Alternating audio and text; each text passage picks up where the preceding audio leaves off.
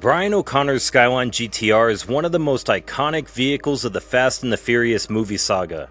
We are going to review the vehicle used for the Too Fast, Too Furious movie, a 1999 Nissan Skyline GT-R R34, as well as several secrets from the production, filming, and the life of this vehicle.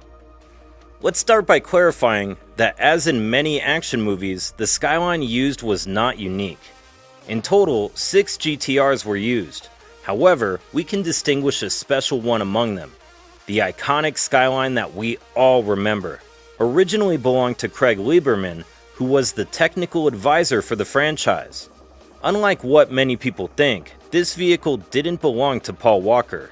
It's true that Paul drove it for about 2 months, and that he even claimed in an interview that it was his car, but he never actually bought it. It was just a kind of extended test drive. Lieberman bought the GT-R in 2001 for $78,000. Before Universal even decided to make a sequel for the original Fast and the Furious movie. This vehicle was the first R34 imported and federalized in the country. Lieberman, who is always a car enthusiast, made several modifications to the vehicle. First, he painted it a custom candy blue. In addition to this aesthetic change, Lieberman also focused on modifying and adding some parts to the engine, adding a sound system, and adding a 15-inch brake disc.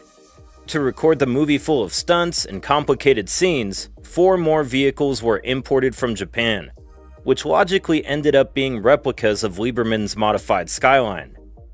Originally, the technical team considered making replicas using Skyline's GTTs instead of GT-Rs, but they ended up deciding that they wouldn't save much that way, since they would have to replace the GTT's fenders, skirting boards, bumpers, and even make a replica of the MFD system on the dashboard.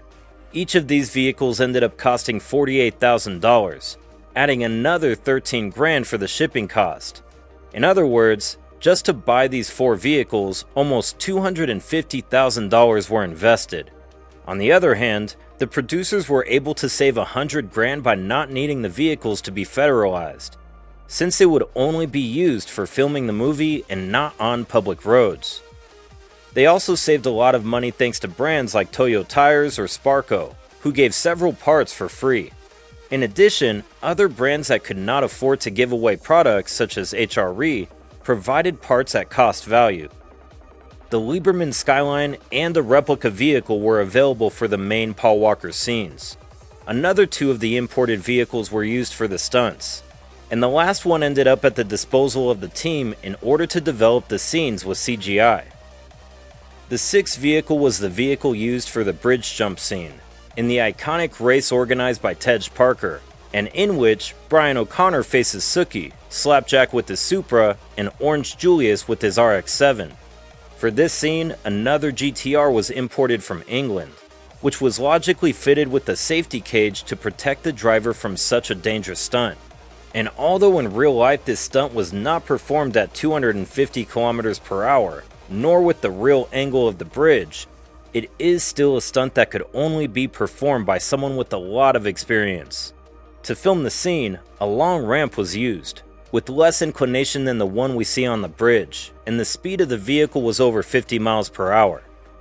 In the movie, we see how Brian continues with the race after this huge jump, but in reality, the vehicle was able to travel only about 30 meters with the inertia it already had before coming to a complete stop. It was marked as a total destruction and suffered several damages, mainly to the wheels, the suspension system, and the crankcase, which was broken. However, the team was able to rebuild it in a few days, and after that, it could continue to be used. The R34 of the movie had a RB26DETT as an engine, a 2.6-liter engine with 6 inline cylinders. They came standard with twin turbos and officially produced 280 horsepower when they left Japan. Lieberman Skyline had been fitted with 2 HKS turbos, a titanium HKS exhaust, an HKS downpipe, several other parts of the same brand, several gauges inside, and so on. It also had a nitrous oxide system which was capable of adding an extra 150 horsepower to the vehicle. It retained the original 6-speed manual gearbox and was equipped with 14-inch disc brakes at the rear and 15-inch disc brakes at the front. In terms of aesthetics, the most notable feature was the addition of a fiberglass body kit, as well as a huge carbon fiber spoiler. In the interior, the upholstery was redone. Several pieces were made to hold all the gauges. Seats, harnesses, and Sparco steering wheel were used. It also had a huge audio and video system, as it was very common at the time. As for the performance of the vehicle, it produced about 450 horsepower, without the use of the NOS system. It was able to do 0 to 60 miles per hour in 4.2 seconds, 0 to 100 miles per hour in 9 seconds, and the quarter mile in 12 seconds. Its top speed was 265 kilometers per hour, or 165 miles per hour. Let's see what happened to them once the filming was over. Lieberman said that he recovered his GT-R and returned it to the way it was before the movie, since he never liked the styling it had. He disliked the idea of putting muscle car graphics on a Japanese car, and he believed that many viewers of the film would feel the same. Once it was back to its blue color, and the neon lights were removed, Lieberman thought about improving the engine even more, changing the seats, and perhaps other modifications. However, his plan came to an end when he received a ridiculous offer for the car, and while he wouldn't say how much he was paid for it, he did say it was a very generous sum. The car was then sent to Motor Mavericks, who once again blacked it out, removed the audio system, removed some engine parts, and replaced the wheels.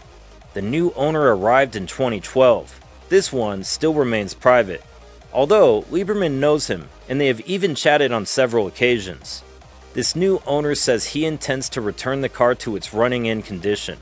Today, this car is estimated to have a price tag of between $500,000 and over $1 million.